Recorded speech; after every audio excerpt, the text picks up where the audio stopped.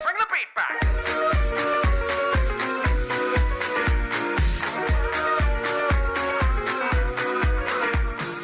Chances are that when you think of movies, there's a certain film or a series that sticks out in your mind. One in particular that never fails to entertain you and make you smile. Maybe it was Marvel's roster of iconic heroes, or perhaps it was the wonder of Harry Potter's Wizarding World.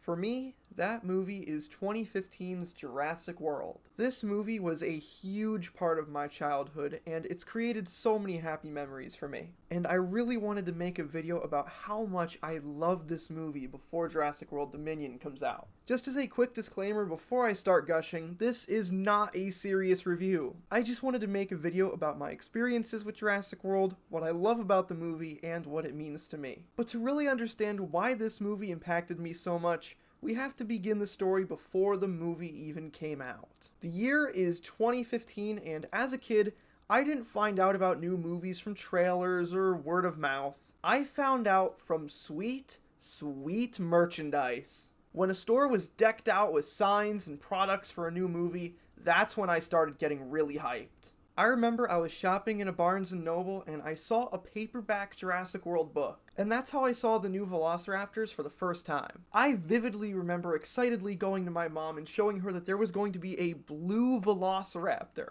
The Velociraptor had always been my favorite dinosaur from the Jurassic movies that I had seen before, and it was really cool to see that there was going to be one that was my favorite color. I got into the hype really quickly. I snapped up pretty much anything Jurassic World that I could find, and I do mean anything. I collected the terribly made Hasbro action figures, the collectible dog tags, the Lego sets. I even collected the promotional cans of Pringles. No joke, I have 4 empty Pringle cans to this day. I even went to Dairy Queen and got sick off a Blizzard just to get the promotional cup with a Pteranodon on it. If that doesn't tell you how excited I was for this movie, I don't know what would. The wait for it to come out was astronomically long for kid me. I spent weeks playing the Lego Jurassic World video game on my 3DS and building the Lego sets. And no, I never touched grass, because you know what? Grass was never endorsed by Jurassic World. But it finally came time for Jurassic World's opening week, and of course I was pestering my mom to take me to see it. A few days after its release went by, and I was getting antsy. That was until my dad came home. Now for a bit of context, during this time my dad was out of state, working almost constantly. So him being home was a really big deal by itself. And what made his return even better was that he said he'd take me to see Jurassic World in theaters. And I will genuinely never forget that first viewing. It was one of my favorite experiences of all time. It meant a lot to me, and it still really does. Now, I'm gonna put you in the shoes of one young scout time watching Jurassic World for the first time. I'm gonna go through in chronological order with a bunch of scenes that stick out to me personally to show you what I love so much about this absolute blast of a movie. Without any further ado, welcome to Jurassic World. The movie opens with chilling music as an egg slowly hatches. A white clawed hand breaks through, cracking the egg open more to reveal the eye of the Indominus Rex. This scene really plants the seed for what's to come later, and I think it's a great opening to kick us off. We cut to a jump scare from Bean's distant cousin, and we meet our first human characters. We got younger brother Gray and older brother Zach. Along with their parents, who have like 2 minutes of screen time, so I'm just not even gonna bother giving them a name drop. They're getting sent off to Jurassic World to spend time with their aunt. Speaking of the devil, we then join Claire Deering, who is second in command in running Jurassic World, and she has some very important dialogue. Let's be honest. No one's impressed by a dinosaur anymore. 20 years ago, de-extinction was right up there with magic. These days, kids look at a stegosaurus like an elephant from the city zoo. Wait, well, who's still impressed by a dinosaur? I'm still impressed. Me, the grown adult who's still obsessed with dinosaurs. Alright, skipping ahead a bit, we meet who is probably my favorite human character in this movie. A control center worker named Lowry. And I'll let him speak for himself here. Where did you get that? Oh, this? I got it on eBay. Yeah, it's pretty amazing. I got it for $150, but the mint condition one goes for $300. Didn't occur to you maybe that's in poor taste? No, it is not in poor taste. I own 5. We then fly from the control sensor to the Indominus Rex paddock with an eccentric billionaire putting the fear of God into Claire and this other pilot guy. Now this is where we start to get a sneak peek at the Indominus Rex. We hear of its intelligence and we see the damage it's already inflicted on its enclosure. We even get a glimpse of the hybrid dinosaur, seeing its white armored back and its deep orange eye staring at the humans, demonstrating its ability to track heat signatures. I think this is a really, really fun setup for a first viewing because you don't know what this dinosaur can do, and you're slowly learning throughout the course of the film just how dangerous this creature is. I have ingrained every bit of Jurassic lore into my brain, but I remember watching this for the first time and being so excited to see what the Indominus Rex would do. Next comes one of my favorite scenes in the entire movie. This is where we're introduced to the Raptor Squad, consisting of Charlie, Echo, Delta, and my favorite, Blue, along with Owen Grady, aka Star-Lord, aka Mario. I adore this scene. Every moment a Velociraptor is on screen just makes me so happy. This whole movie has me grinning ear to ear, but no matter how many times I rewatch it, this scene just hits so different for me. Not only do I love the Velociraptor's designs, but it's so much fun to see this dynamic of, they kinda listen, but we'll see. And that comes into full effect when this guy falls into the enclosure, with the Velociraptors quickly surrounding him. Chris Pratt does Chris Pratt things, jumping into the cage and barely managing to keep the Velociraptors at bay. This really gives us a feel for how the Velociraptors sort of listen. They don't immediately kill him, but they're still nipping and growling at him. Owen stands firm, but he can't hold them back forever. He dives back and the cage shuts in the nick of time, keeping this minimum wage employee off the menu for today. Now, if Velociraptors weren't cool enough for you, you're gonna love what comes next, because we're going to the T-Rex kingdom, baby! Woo! This whole scene barely shows the T-Rex, just gives us a little tease, purposefully obscuring her with crowding patrons. And I think this is a smaller scale version of what they're doing with the Indominus Rex, showing you just a little bit to get you excited for a big moment later. Chekhov's dinosaur, if you will. But if you're a really hard sell and you're still not impressed by a T-Rex, well, for starters, you're probably the person Claire was talking about at the beginning. But secondly, the next prehistoric creature is sure to blow your mind. That was the Mosasaurus, putting Shamu out of business with her own aquatic show. This is another scene that I just can't help but smile with. I adore marine life and I love prehistoric life, so I really can't help but love this massive mosasaur making it rain on the people in the splash zone. After the show, Owen gets called to the Indominus enclosure to inspect it for any possible security flaws, only to find the hybrid missing with claw marks all over the wall. Naturally, they do the sensible thing. Claire starts driving to the control center to check the Indominus Rex's tracking implant location. They then do the even more sensible thing of jumping into the enclosure to poke around and check if the creature is inside. Luckily, Claire decides to be even quicker about the matter and calls the control center as she's driving. And they confirm that the dinosaur is in fact inside the paddock, along with Owen, Lazy Guard, and food. They start to panic, realizing this was all a trap. They frantically run to the door as we see more and more of the fearsome Indominus Rex.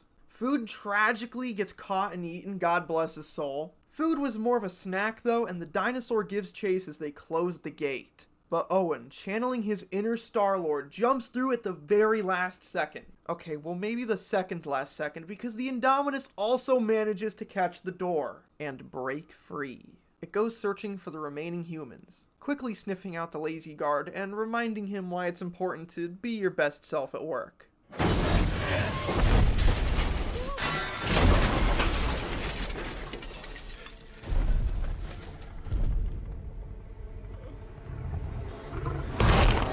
Owen, in an act of desperation, realizes his sheer stench will be easy for the Indominus Rex to sniff out. So he cuts the gas line of the truck he's hiding under, which is just enough to disguise himself from the threat. This entire sequence is so much fun. I love the slow build up to revealing the Indominus. Up until now, we've only gotten glimpses of its appearance and its intelligence. But here we finally see it fully revealed and its killer instinct put into effect. The Indominus Rex dashes off into the forest and they send Jurassic World's asset containment unit out to go capture it. Yes, those are relatively short electric prods and tranquilizer guns. Maybe if we charged $8 for soda instead of $7 a soda. We could have funded better weapons. They tracked down the hybrid's location using her tracking implant, but come to realize it had been clawed out and placed as a trap.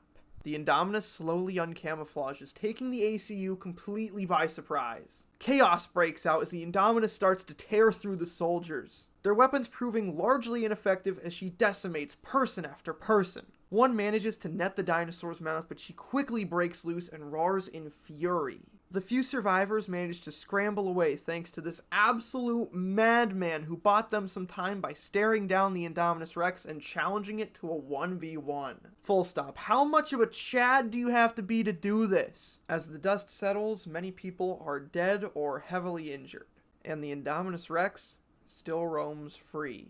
After this, we take a much-needed breather, accompanying Zack and Gray on a majestic tour through a massive herd of herbivores. They're rolling across the field in a state-of-the-art gyrosphere, designed to keep people in and dinosaurs out. But this is when they close all attractions on this side of the park because of the Indominus Rex. All gyrospheres are to return to the port, but of course, we're not gonna do that. They stay out and come across a restricted area gate which has been busted open. They of course waltz right in and find an Ankylosaurus herd, relaxing away from the hustle and bustle of the other herbivores. Unfortunately, they're not the only dinosaurs in this restricted area. They've been ambushed by none other than the Indominus Rex, who then picks a fight with one of the prehistoric tanks.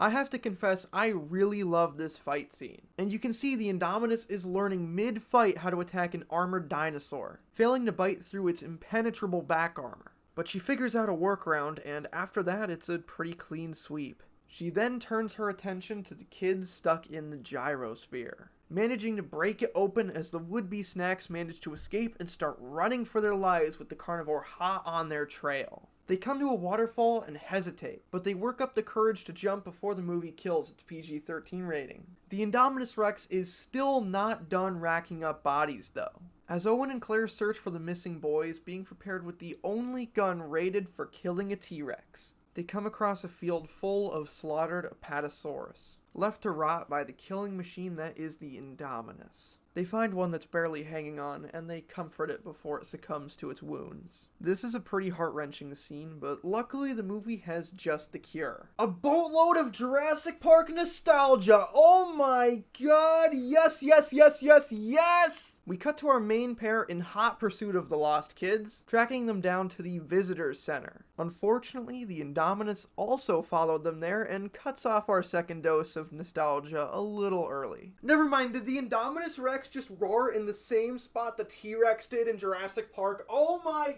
god! But I have to refocus myself because they do the unthinkable. The humans do what everyone in the audience was hoping they'd do. They load a minigun on a helicopter and fly it out to obliterate the Indominus Rex. And what smart audience members we are, let's see how this goes.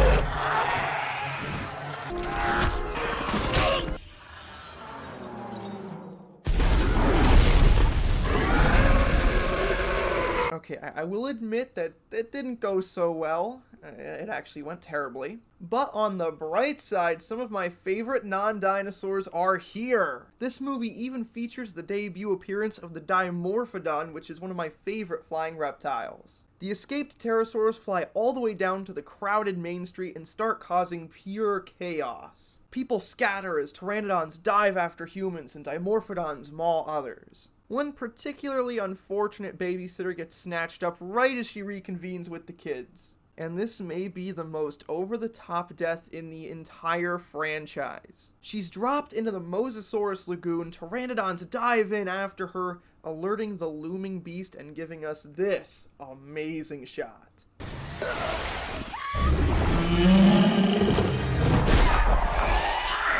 This is when we cut to Hoskins in the control center taking control and replacing all of the normal staff with InGen staff. He then goes back down to the raptor paddock where we get this amazing exchange that I'm sure will have no impact later on. Right here. Right here. She looks at what she wants. Usually what she wants to eat. Hoskins manages to get his way. He's going to send the Velociraptors to hunt and kill the Indominus Rex. Owen politely chimes in with his thoughts on the idea, but he agrees to help anyway for the good of his raptors. Now, I think most movies have a defining scene that is nothing short of iconic. And Jurassic World has quite a few great moments, but this will always be at the forefront of my mind when I think of this movie. They release the Velociraptors, and we get an amazing shot of them running and hunting together as Owen zips up from behind them on his motorcycle, achieving what is probably one of the coolest scenes in cinema history. The raptors sniff out the location of the Indominus, and they go forward to confront the creature. But instead of being aggressive, they begin to converse. The jungle goes quiet, and the raptors slowly turn. That thing's part raptor. All hell breaks loose as the humans break the standoff, firing upon the dinosaurs and knocking the Indominus Rex down momentarily with the power of splash damage. The Velociraptors lure the humans deep into the jungle, and they begin to pick the soldiers off one by one. I love this scene because it shows just how ferocious the Velociraptors are, and the humans really don't stand a chance. During the carnage, Owen comes across Charlie, who presumably just finished mauling someone in the tall grass, and she's oddly passive to Owen. They exchange a long gaze before, unfortunately, another soldier fires an RPG, killing the raptor and sending Owen flying. This bit really says a lot to me. The raptors turned on and mercilessly attacked everyone but Owen. Charlie didn't show any aggression, and Owen is distraught over the loss of one of the animals he raised from birth. I just love how the Velociraptors operate in this movie. They're definitely not lapdogs, but they have a degree of loyalty to Owen. We see this again when Blue corners Barry inside of a log.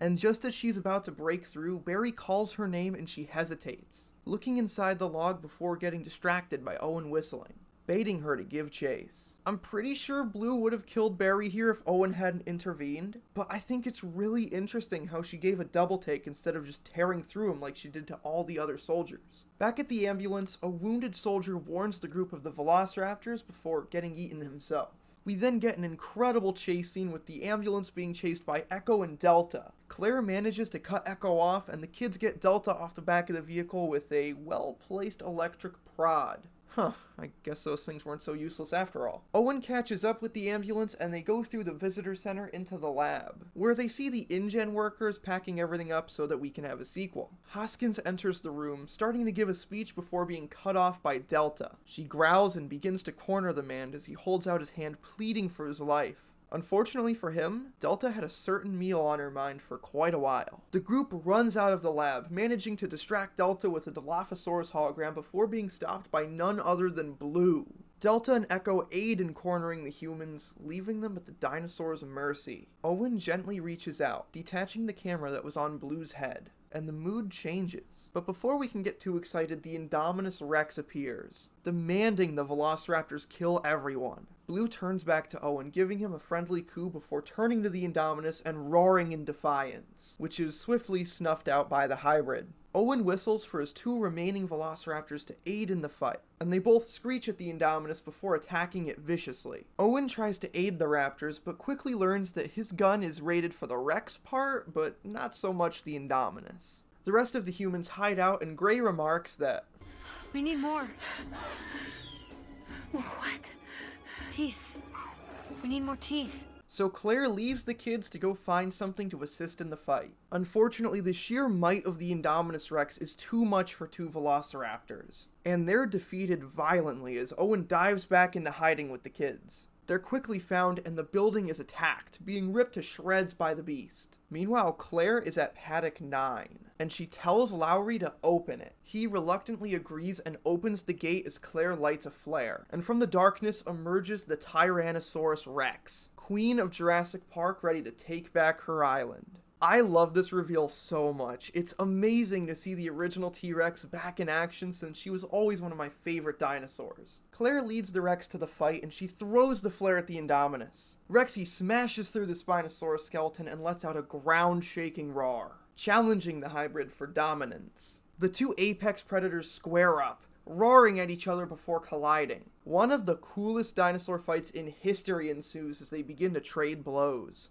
biting and clawing at each other before the Indominus gains the upper hand and topples the great tyrant to the ground. All seems lost as she looms over the Tyrannosaurus, getting ready to deliver the final blow. Until Blue comes running down Main Street with a vengeance, leaping onto the beast's back as she lets out an angry roar, giving Rexy enough time to get up and continue the fight. They team up to fight the Indominus together, getting some insanely good blows in as the Indominus struggles to regain control. They keep up the pressure, shoving the abomination into a building and throwing her down. They've cornered the hybrid, and the trio roars at each other, stirring an even larger predator. The Mosasaurus leaps out of the lagoon and grabs the Indominus Rex, dragging her down to the lagoon with her. Rexy looks down at Blue, who doesn't want to challenge the behemoth, and the formerly anti-Velociraptor T-Rex walks away, leaving only our survivors and Blue. She looks to Owen as if to say goodbye and runs off into the night.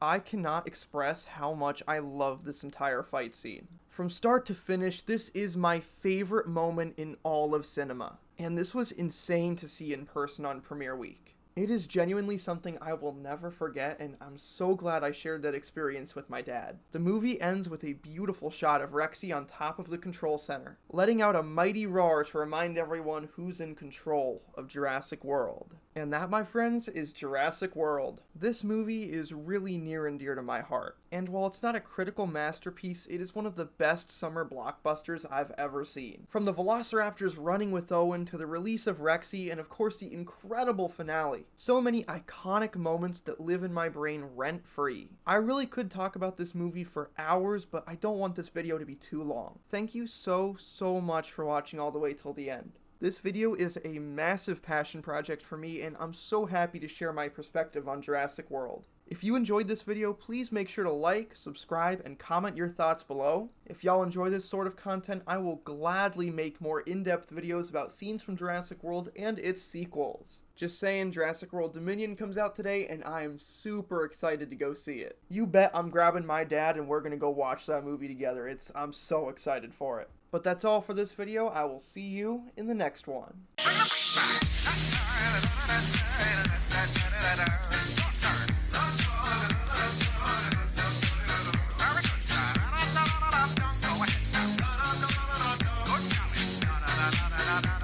da da da.